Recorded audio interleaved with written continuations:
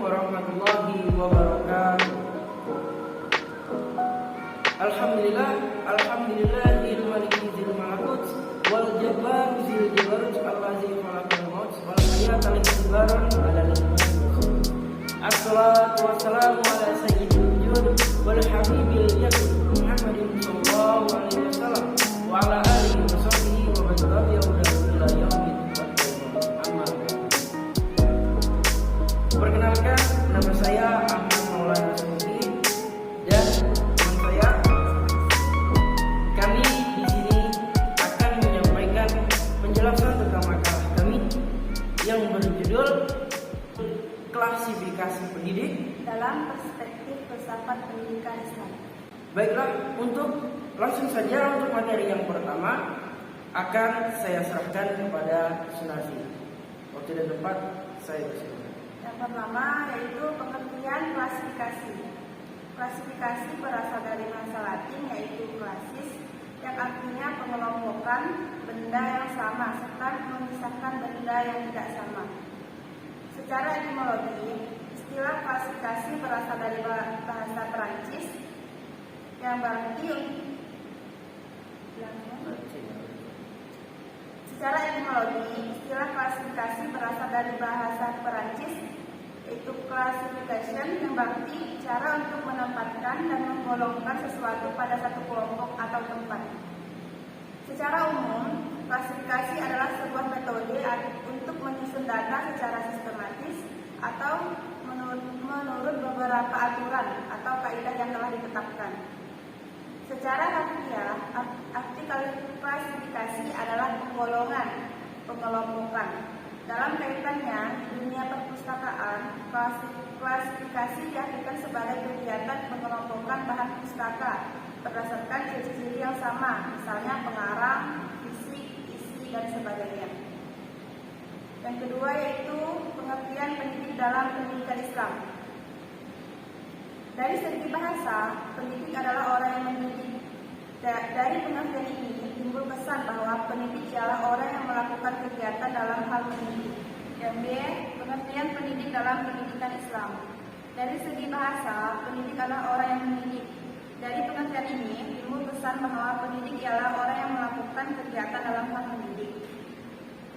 Dalam beberapa literatur kependidikan pada umumnya, istilah pendidik sering diwakili oleh istilah guru, orang yang kerjaannya mengajar atau memberikan pelajaran di sekolah atau di kelas.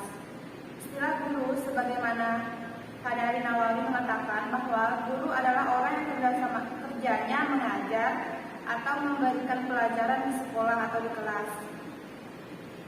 Secara lebih khusus lagi, ia mengatakan bahwa guru adalah orang yang bekerja dalam bidang pendidikan dan pengajaran yang ikut bertanggung jawab dalam membantu pencapaian kedewasaan masing-masing peserta didik. Dalam pengertian ini terkesan tugas yang demikian berat yang harus dipikul oleh seorang pendidik, khususnya guru. Tugas tersebut selain memberikan pelajaran di depan kelas, juga harus membantu mendewasakan peserta didik.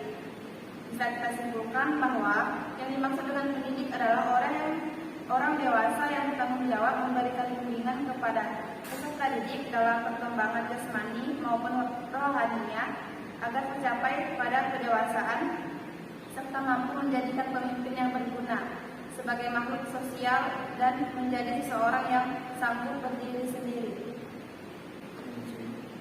Selanjutnya, poin C yakni klasifikasi pendidik dalam pendidikan Islam. Jadi klasifikasi pendidik dalam pendidikan Islam itu ada 4. Yang pertama, yakni sebagai pendidik pertama ialah Allah Subhanahu wa taala. Allah sebagai pendidik pertama menginginkan umat manusia menjadi baik dan bahagia hidup di dunia dan di akhirat. Seperti doa yang telah pernah kita lanjutkan, Rabbana atina fid dunya hasanah wa fil akhirati hasanah wa qina adzabannar. Karena itu mereka harus memiliki etika dan bekal pengetahuan untuk mencapai tujuan tersebut. Allah Subhanahu wa taala mengirim nabi-nabi yang patuh dan tunduk kepada kehendaknya. para nabi menyampaikan ajaran Allah Subhanahu wa taala kepada umat manusia. Ini berdasarkan Quran surah Al-Imran ayat 165. Dan ajaran yang diterima oleh umat manusia ini dapat memberi petunjuk mengenai kebahagiaan hidup di dunia dan di akhirat.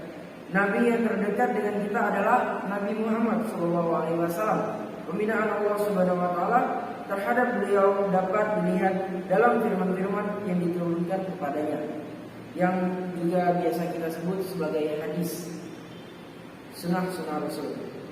Dari berbagai ayat Al-Quran yang membicarakan mengenai kedudukan Allah Subhanahu wa taala sebagai pendidik, dapat dipahami Allah Subhanahu wa taala Maha memiliki pengetahuan yang amat luas. Allah Subhanahu wa taala sebagai pencipta ini memberi isyarat bahwa seorang guru haruslah sebagai peneliti yang dapat menemukan teman-teman baru.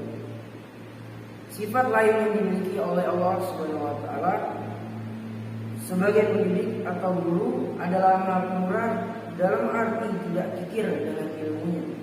Allah Subhanahu wa taala Maha tinggi, penentu, pemimpin, penumbuh prakarsa, juga Maha mengetahui kesungguhan manusia yang beribadat kepadanya, mengetahui siapa yang baik dan buruk, menguasai cara-cara atau metode dalam membina umatnya, antara lain melalui penegasan, perintah, pemberitahuan, kisah, sumpah, pencelaan, hukuman, keteladanan, pembantahan, mengemukakan teka-teki, mengajukan pertanyaan, memperingatkan, mengutuk, serta memberi perhatian. Terus yang kedua, sebagai pendidik, yakni adalah Nabi kita baginda Rasul Muhammad SAW. Ini sejalan dengan pembinaan yang dikatakan Allah Subhanahu wa taala terhadap Nabi Muhammad SAW.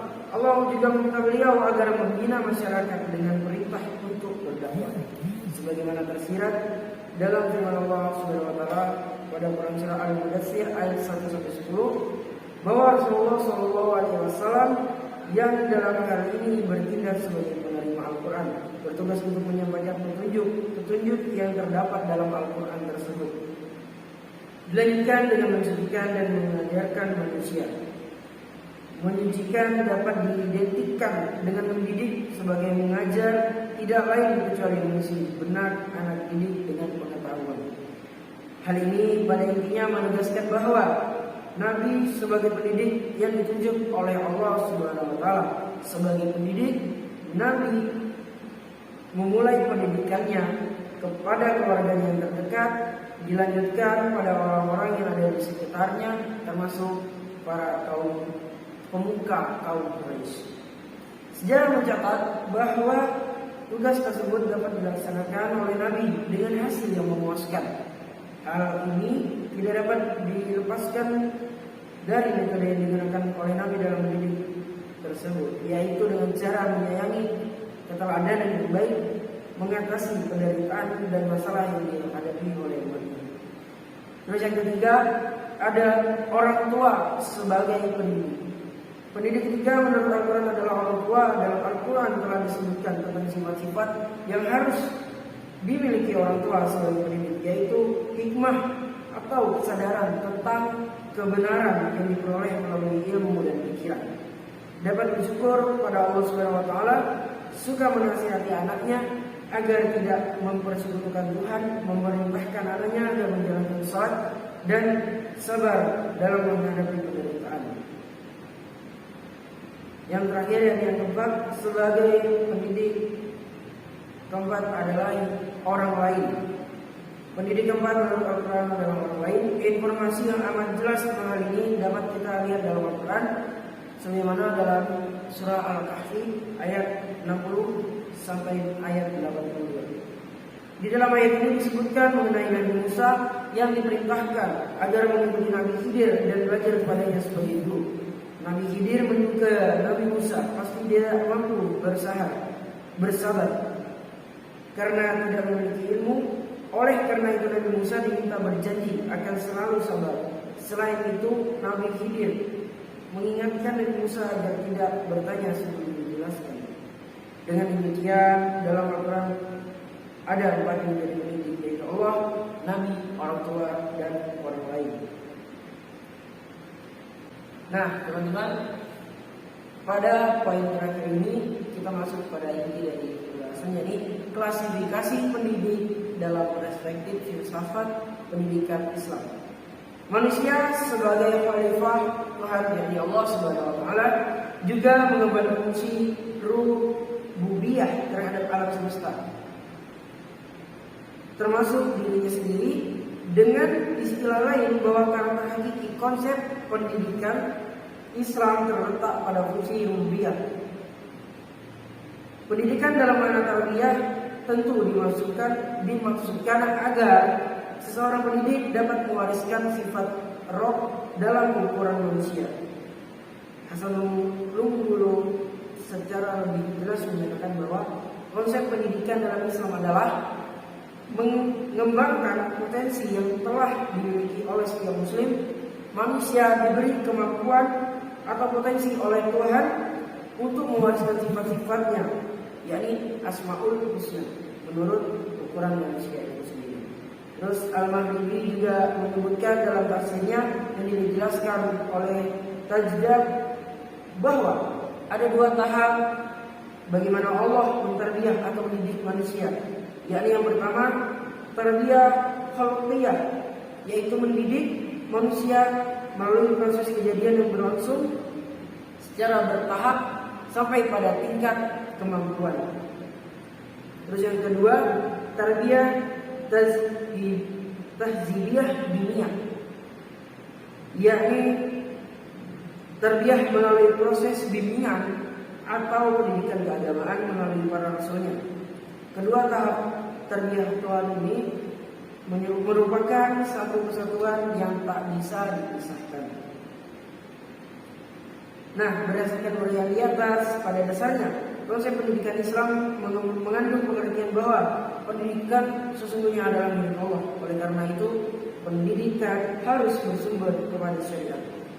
Tarbiyah Islam juga merupakan satu kegiatan yang bertujuan untuk mewariskan nilai-nilai Islam kepada generasi berikutnya. Pendidikan Islam merupakan suatu sistem yang saling berkaitan antara satu dengan yang lainnya dan terkait dengan aturan-aturan yang telah ditentukan oleh Allah SWT. Islam sangat menghargai dan menghormati orang-orang yang berilmu pengetahuan dan bertugas sebagai pendidik. Begitu tingginya penghargaan Islam terhadap guru sehingga menempatkan kedudukannya setingkat di bawah kedudukan Nabi dan Rasul. Bahkan menurut Al-Ghazali dalam Islam bahwa guru memiliki hak yang lebih besar atas anak didik daripada orang tua mereka sendiri.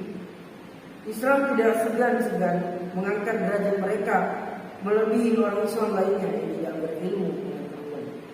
Hal ini dijadikan Allah dalam surah Al-Mujadilah ayat 11 yang berbunyi, Yarfa'allahu allazi amanu minkum wallazina utul ilma darajat, yang artinya Allah akan meninggikan orang-orang yang beriman di antaramu dan orang-orang yang diberi ilmu pengetahuan beberapa derajat. Sabda Rasulullah SAW, sesungguhnya Allah Maha Suci, para malaikatnya, para penghuni langit dan dunia, termasuk semut dalam lubangnya dan ikan dalam lautan. Allah dan akan mendoakan keselamatan bagi orang-orang yang mengajar manusia kepada kebaikan. Hadis riwayat Tirmidzi. Nah, kesimpulannya, jadi yang dimaksud dengan klarifikasi dalam makna ini adalah membedakan atau mengelompokkan seorang pendidik sesuai dalam sudut pandang filsafat pendidikan Islam. Yang mana arti pendidik itu sendiri adalah orang yang memberikan pelajaran atau sebuah materi yang akan disampaikan kepada seorang peserta didik.